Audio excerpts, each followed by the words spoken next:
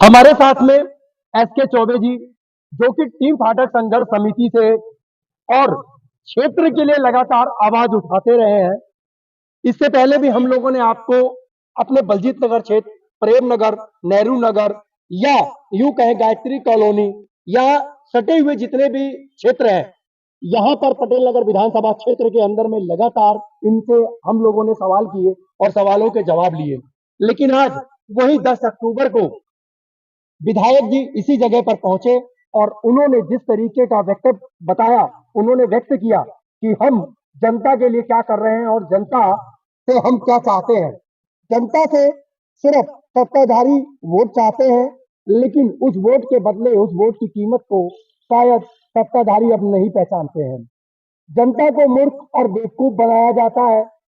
मैं इन्हीं कुछ सवालों के साथ में एसके चौबे जी के साथ में जुड़ूंगा और उनसे वो सवालों के जवाब मैं जानने की कोशिश करूंगा और इस वीडियो को इतना ज्यादा मैं लोगों से ये कहूंगा कि इसको शेयर करें ताकि जनता तक ये आवाज पहुंचे और उन सत्ताधीशों तक ये आवाज पहुंचे जिससे उनको भी ये पता लग सके कि हम लोग सत्ताधारी तो है, लेकिन सत्ताधारी होने के बावजूद हम लोगों ने जनता के लिए किया क्या, ये सवाल होगा।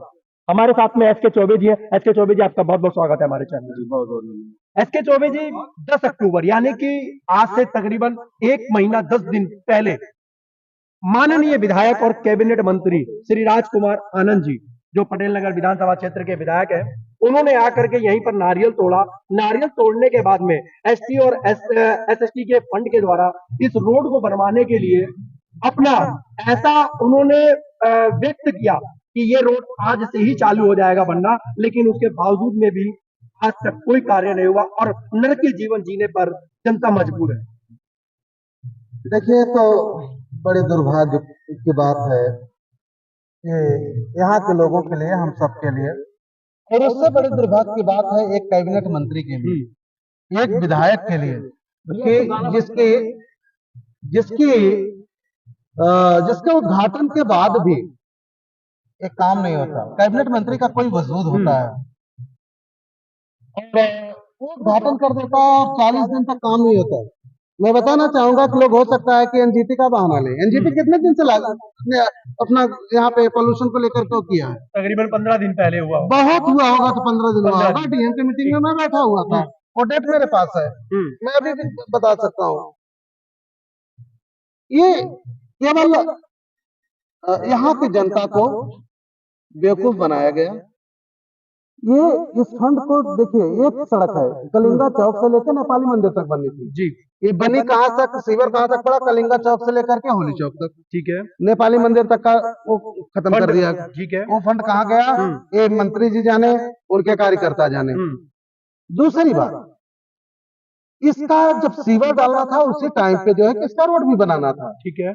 ये काम जल बोर्ड के पास था, सीवर डालने का और रोड भी बनाने का, लेकिन रोड बनाने का काम जल बोर्ड ने क्या किया कि एमसीडी को दे दिया। ठीक है। एमसीडी को उसके लिए 68 लाख रुपए दिए ये बनाने के लिए। और उसके बाद क्या हुआ कि एमसीडी कुछ दूर तक रोड बनाएगी, अपना वेस्ट पटेल नगर तक रोड भी बनाएंगे। ठीक है। और उसके बाद इधर का मालूम नहीं क्या हुआ, वो फंड वही खत्म हो गया। लगभग 2 करोड़ के आसपास का वो था, 1 करोड़ 76 लाख का। ठीक है।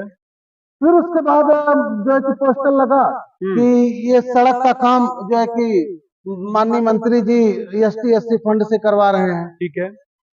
दिमाग नहीं काम कर रहा था उस समय कि एक जिस सड़क का काम के लिए पहले ही टेंडर हो चुका, उसका दोबारा फंड कहाँ से दिया जा रहा है? फिर उसके बाद जो है कि कुछ दिन बाद लगता है कि इस सड़क का निर्माण मंत्री जी के निजी फंड द्वारा कराया जा रहा है। पोस्टर लगा था, ये तीसरा फंड तीसरा फंड हो गया। ये पोस्टर बता रहे हैं, मैं नहीं बता रहा। तो एक काम को करने के लिए 3-3 जगह से फंड आ रहा है, ये समझ में नहीं आ रहा। क्या कहेंगे आप, इसको भ्रष्टाचार कहेंगे या भ्रष्टाचार पे लिप्त लोगों का जो आज नेताओं जो कर रहे हैं भ्रष्टाचार, और उसी की वजह से ईडी का छापा भी पड़ा है राजकुमार आनंद जी के बाद में। इसका एक वक्तव्य अलग है, लेकिन ये जो फंड 3-3 बारी पास करा गया एक ही काम के लिए, क्या मुख्यमंत्री जी को क्या इन सब चीजों के ऊपर में संज्ञान नहीं लेना चाहिए? क्या इनके ऊपर में जांच नहीं बैठनी चाहिए? एक बात बताऊं, नेताओं का एक वक्तव्य आ रहा है कि जनता या तो 500 रुपए ले ले, दारू का बाटल ले ले, या तो फिर अपना काम करवा ले। और इस वाले पिछले वाले चुनाव में, इसके पहले वाले चुनाव में पैसे और दारू खूब बांट करके वोट ली है। तो ये जो 3 बार टेंडर लगा, मुझे लगता है उसी को वसूली चल रही है। अच्छा, हाँ, ये वसूल रहे हैं। और उसके बाद जैसे वसूली पूरी होगी तब फिर देखेंगे, ध्यान लगाएंगे। क्योंकि एक काम के लिए 3 बार का फंड लगाना मेरे समझ में तो नहीं आ रहा है। मुझे तो यही लग रहा है कि शायद यही वसूली चालू है और वसूली कर रहे हैं। तो ये वसूली करी जा रही है, लेकिन दूसरी बात इसके अंदर में एक और निकल करके आती है जो जनता ने हमें बताया।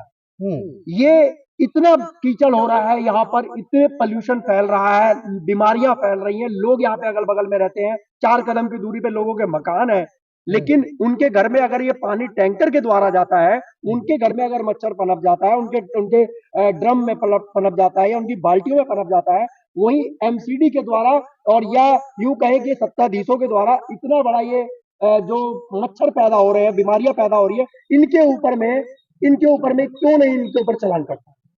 चालान क्यों कटेगा? इन लोगों के ऊपर क्यों नहीं कट रहा है? चालान क्यों कटेगा? और जनता वो भाई पैसे इनको चाहिए ना भाई, पैसा चाहिए। पैसा कमाने के लिए तो उन्होंने घर घर में शराब खुलवाया, इतने जबरदस्त ठेके खुलवाए।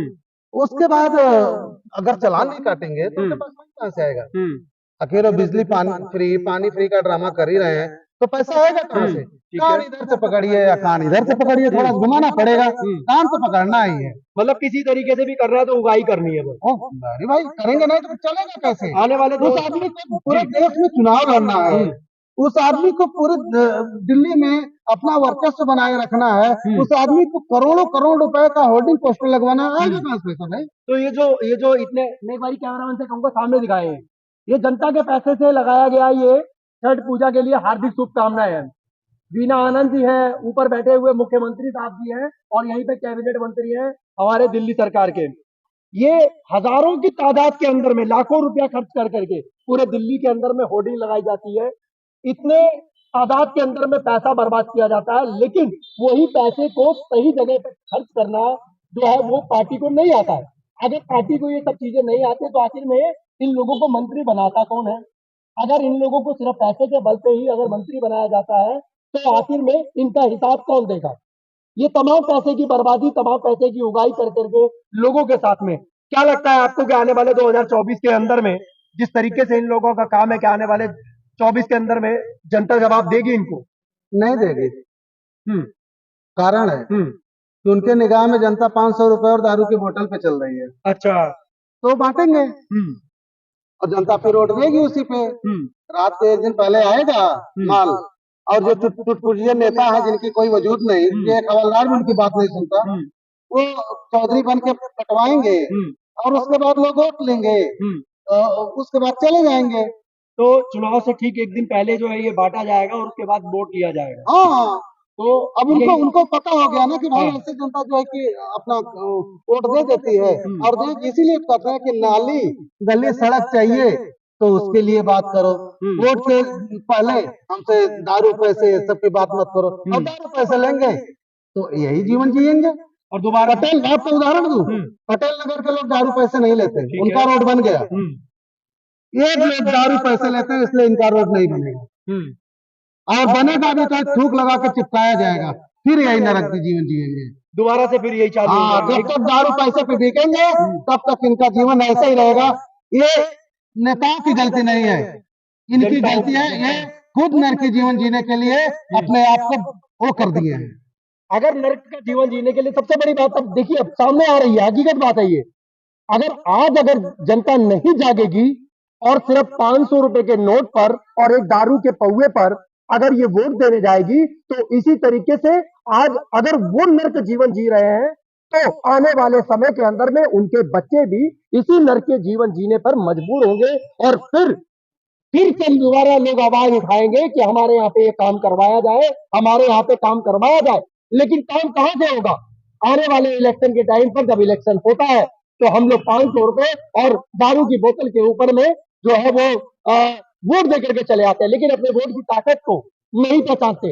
हम आज तो समझते हैं कि हम वो 500 रुपए ले लेंगे, 500 रुपए आपका एक दिन का भी खर्चा नहीं होगा, लेकिन मैं आपको एक बात ये बता दूं, वो 500 रुपए लेने के बाद में आपको अपने बच्चे तक की जिंदगी को बर्बाद और नरकीय बनाने के अंदर में आपकी खुद की ये भागीदारी होगी, क्योंकि आपने लिया है पौवा और 500 का नोट। इसी के साथ में मैं अपनी वाणियों को विराम देता हूँ। मेरे जी बता दो, इसका उदाहरण देखिए ना, पटेल नगर के लोग जी, कलिंगा चौक से वेस्ट पटेल नगर जहां तक आता है तो वहां तक सड़क बन गया, ठीक है, कंप्लीट हो गया ना, ये सब लोग जानते हैं।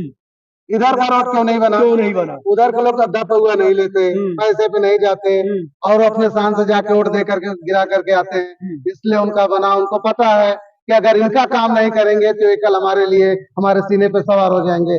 और ये लोग जो अद्धे पौवे वाले हैं, इनको तो चलने दो, एक इनकी क्या हुकूमत है। कुछ छोटे छोटे जो नेता हैं उनको बुला करके मीटिंग कर लेंगे और जो है क्या करके यहाँ पे लोगों को गुमराह करते रहेंगे। उसके लिए उनका ठीक से कुछ चलता रहेगा। हुए पे काम होता रहेगा, हुए पे काम होता रहेगा। लेकिन एक चीज आपको आपके वीडियो के माध्यम से मैं बता देना चाहता हूँ कि मुझे जैसे करोल बाग 1 से 1.5 महीने का समय दिए थे, इस वीडियो के माध्यम से उनको भी बता देना चाहता हूँ कि पहला टेंडर आपको आपके विभाग का अवार्ड हुआ था, 1.5 महीना होने में 5 दिन का वक्त बाकी है। 5 दिन में अगर आप इस रोड का काम चालू नहीं किए और अपने जुबान पे खड़े नहीं उतरे तो फिर इसका सामना आपको करना पड़ेगा। चलिए, इसी के साथ में मैं लोगों को ये भी बताता हूँ, ये हमारे वीडियो बनाने का सिर्फ मकसद यही है कि जनता जागे, जनता जागरूक हो, जनता अपने हक को समझे, अपने वोट को समझे। आपके ही बच्चों के जो कपड़े, जो वर्दियां, या स्कूल जाते हैं या गाड़ी लेते हैं या कुछ भी करते हैं, आप अपना जो टैक्स पे करते हैं, उन्हीं टैक्स के पैसे से ही इन लोगों का घर भरता है, इन लोगों के घर में चूल्हा जलता है। लेकिन एक बात मैं और आपको बताना चाहूंगा कि पूर्वांचल के लोगों का सबसे बड़ा आस्था का जो पर्व है वो छठ का पर्व है। माताएं बहनें 5-5 दिन तक व्रत रहती हैं, ठीक है, 3 से 4 दिन तक व्रत रहती हैं और इतना पवित्रता होती है उनके अंदर कि, और माँ में इतनी ताकत होती है छठी मैया में कि अगर उनके डाले को आप दूसरे निगाह से देख लीजिए ना तो आपको दुष्परिणाम तुरंत मिलता है, बिल्कुल। हाँ, वो पवित्र लोग जो कि पूरे उससे हो करके उबेने पैर दौड़ा लेकर के लोग घाट घाट घाट किधर है, एक घाट इधर है, विधायक जी का ये बड़ा वाला होर्डिंग घाट पे लगा है, होर्डिंग आगे आगे जाने के लिए, इधर जाने के लिए जो है कि एक रामजस डे बोर्डिंग के पास में एक बहुत बड़ा घाट है, वहां पर भी है। जो व्रती उधर जाने वाले होंगे इसी नरकी रास्ते से जाएंगे जी, और जो इधर जाने वाले होंगे इधर के लोग इसी नरकी रास्ते से इधर जाएंगे। ये लैट्रिन का ये सब गाड़ी से करके ना लैट्रिन का पानी है ये सब। इसका पाप तो फिर तो राजकुमार आनंद जी अपने सर पे ले रहे हैं। ये तो सूर्य नारायण जी जाने और छठी मैया जाने किसको दे रही हैं और उनके व्रतियों के साथ किस तरह का दुर्व्यवहार किया जा रहा है। 1 महीना पहले मैं तो कहता हूँ कि मुझे विधायक जी बोले कि भाई आप इस रोड को बनवा दो, आधा बजट लगवाऊंगा, जितना उनका बजट है आधा बजट लगाऊंगा और उनसे बढ़िया रोड में बना के सीवर बना के दूंगा। अच्छा, दूसरी बात में एक बात और याद आई है मेरे को। 9 तारीख को आपका प्रदर्शन हुआ इसी रोड को लेकर के कि इस रोड को जो है वो बनना चाहिए। हाँ। और 10 तारीख को उन्होंने आकर के यहाँ पे नारियल तोड़ा और 10 तारीख को नारियल तोड़ करके आज 1 महीना 10 दिन भी हो गया। 1 महीना 10 दिन के अंदर में उन्होंने कई जगह, इसके पहले भी इन्होंने नारियल तोड़ा, लेकिन कहीं पे भी रोड का कोई शुरुआत नहीं हुआ। सारे खंड सारे अंदर का चले गए। लेकिन वहीं पर इसी दौरान जब ईडी का जब छापा पड़ा, तो ईडी का जो छापा पड़ा है, अब इससे क्या लगता है आपको कि आम आदमी पार्टी की जो छवि है वो कहाँ जा रही है? देखिए, वो छवि कहाँ जा रही है इसके बारे में तो हम बाद में बात करें। अच्छा, पहले हम ये देखें कि हमारी जो है स्थिति क्या हो रही है। अभी इस स्थिति के बारे में तो हम लोगों ने उस दिन उद्घाटन, उस दिन आपके वीडियो में हमने बोला था ये कौन टीम फाटक सरकार है।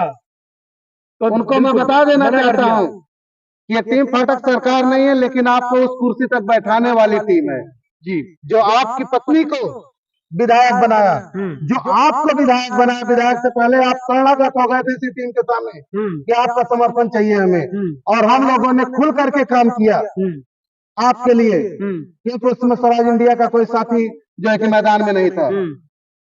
और उसी टीम फाटक को बोलते हैं सरकार। मैं बता दूं कि जिस धरने प्रदर्शन से आप सरकार बना सकते हो, तो वही संगठन सरकार से काम कराना भी जानती है, काम करवा के रहेगी। आप इस काम को रोक के दिखाओ और हम इस काम को करवाने के लिए अब उतरे हैं मैदान में। देखते हैं आपका सत्ता, आपकी ताकत काम आती है कि हमारा संगठन काम आता है। चलिए, बहुत बहुत धन्यवाद। बाकी इन्हीं सब बातों के साथ में मैं अपनी बातों को विराम देता हूं। बाकी मेरे कैमरामैन भवन कश्यप के साथ में और भी बाकी मेरी यहाँ पे टीम है, जितनी आइडिया लगी है, इन सबका बहुत बहुत धन्यवाद कि हमारे साथ में ये जुड़े। और आप लोग जागिए और जाग करके सतर्क रहिए और अपने जो वोट है आपका, उसकी कीमत को पहचानिए। जय हिंद, जय भारत।